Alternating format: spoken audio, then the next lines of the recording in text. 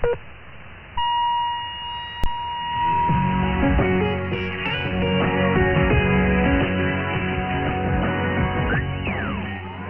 êtes en compagnie de Radio Taïwan International.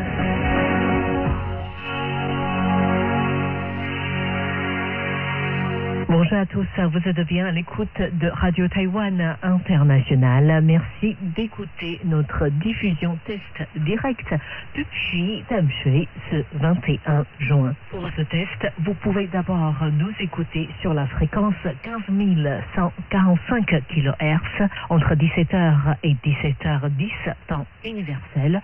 Ensuite, 11 995 kHz entre 17h15 et 17h25 et entre 17h30 et 17h40 avant de terminer pour la dernière fréquence 9545 kHz entre 17h45 et 17h55 temps universel. N'oubliez pas d'envoyer vos rapports d'écoute à fren@rti.org.tw. Vos rapports d'écoute seront confirmés par une carte QSL spécialement éditée. Une excellente écoute à tous. Tout de suite, décryptage de Sasa qui rencontre Grégoire Armé sur l'industrie du béton à Taïwan.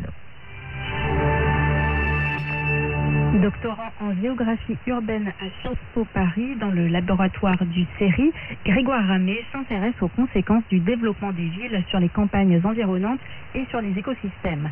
Ce qui l'a conduit à se pencher sur cette matière première qui passe souvent inaperçue mais qui est indispensable aux villes modernes, le sable.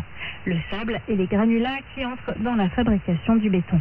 Un vaste sujet qu'il a commencé à creuser du côté de Hualien et de Pingdong, dans le nord-est et le sud de Taïwan. Puis cette année, il a en quelque sorte suivi pendant 3 mois la piste de ces grains de sable excavés du fond des rivières qui ne sont pas arrivés dans la mer, mais dans les murs des immeubles. C'est ça. Oui, donc finalement le grain a pas mal voyagé. L'année précédente, quand j'étais venu, on avait beaucoup parlé d'extraction, je me rappelle, et un petit peu de transport. Et cette année, j'ai fini le transport pour suivre le sable, vraiment, comme tu dis, là, jusqu'à l'immeuble. Jusqu'au moment où il est transformé, consommé, en gros.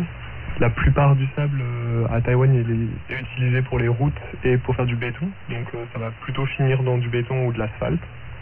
Et donc, j'ai suivi 2 grains de sable, on va dire. Un premier qui partait de Hualien et qui allait à Taipei. Et un autre qui partait plutôt de Pingdong et qui allait à Kaohsiung.